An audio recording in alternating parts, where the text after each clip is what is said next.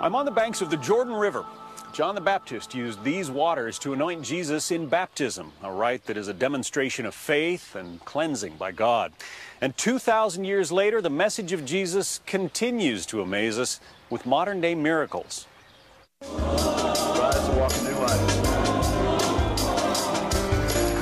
It's not the River Jordan, but it is the way this church baptizes its newest members. Well, we like to define it as turning irreligious people into fully devoted followers of Jesus. We rise to walk new lives. So many people come through our doors because they're at a point of pain in their life. The numbers alone tell this story. Associate Pastor Jon Appel of the Willow Creek Church in suburban Chicago is successful at spreading the word of Jesus. We have anywhere from 18 to 20,000 that will attend our weekend services. The message of Christianity hasn't changed in 2,000 years, but it's putting it a way that they can relate to it. We believe that there is compelling evidence that this person who died and rose from the dead, that's a compelling piece of evidence that people have to wrestle with. It's a struggle this former Willow Creek minister knows well.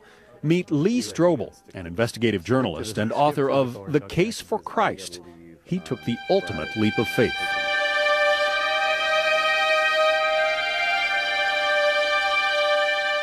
I didn't believe that God existed. I thought that if Jesus ever lived, he was probably a nice man and certainly not the Son of God. I lived a very immoral and drunken and self-destructive and self-absorbed kind of a life. I remember once covering a trial where a woman's only daughter, 13-year-old child, had been raped and murdered. And she is pouring out her heart. And inside, I'm thinking to myself, hey, these are great quotes. Man, this is going to be front page. I'm going to get a bonus for this. That's the ugliest truth about who I was. My wife was agnostic. She really had no position for or against God. Then a Christian woman befriended Lee's wife, Leslie.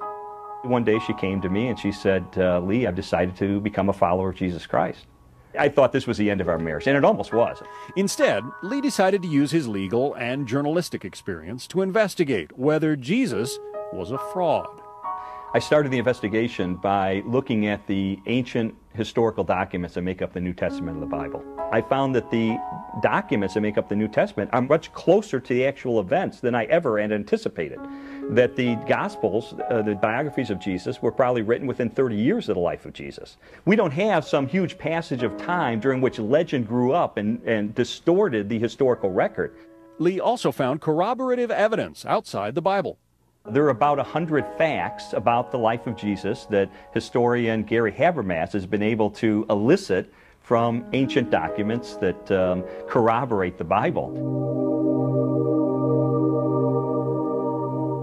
But the resurrection, Lee believes, is the linchpin of Christianity.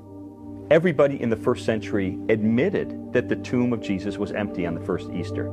The New Testament account is clear that women discovered the empty tomb of Jesus Christ on the first Easter. Now, in the first century Jewish culture, the testimony of women was not considered to be reliable. They were not even allowed to testify in a court of law. So, if these writers of the New Testament were going to try to make up history, to try to convince people of something that didn't really happen, they would never say that women discovered the tomb empty.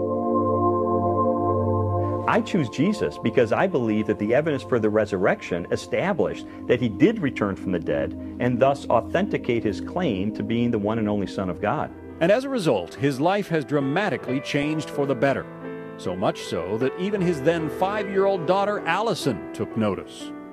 She went up to my wife and she said, Mommy, I want God to do for me what he's done for Daddy.